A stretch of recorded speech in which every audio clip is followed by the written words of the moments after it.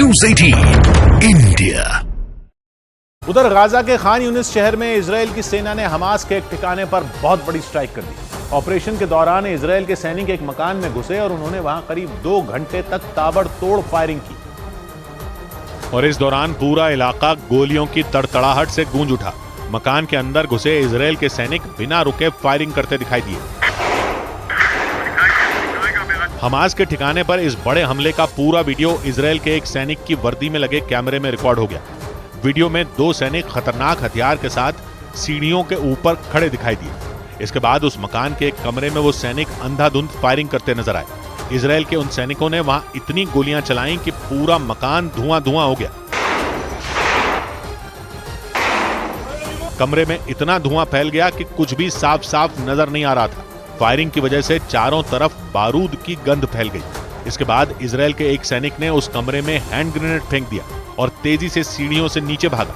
Hand grenade से धमाका करने के बाद इजरायल के सैनिक लगातार गोलीबारी करते रहे, लेकिन तभी कमरे में छिपे हमास के लड़ाकों ने भी पलटवार कर दिया और एक मॉर्टर इजरायल के सैनिकों की तरफ दाग दिया।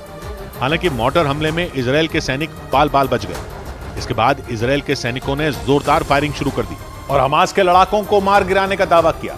खान यूनिस में हमास के ठिकाने पर हमले के अलावा इजरायल की सेना ने वहां के नासिर अस्पताल पर कब्जा कर लिया। इजरायल के सैनिकों ने वहां तलाशी के दौरान 7 अक्टूबर को हमास के हमले का सबसे बड़ा सबूत मिलने का दावा किया और तलाशी के दौरान भारी संख्या में गोला बारूद बरामद किया।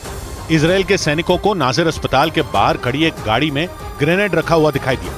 ग्रेनेड के अलावा गाड़ी में हमास के झंडे, डायरी और कई वायरलेस सेट रखे हुए नजर आए। इजरायल के सैनिकों ने गाड़ी से एक-एक कर सामान बाहर निकाला और तलाशी ली।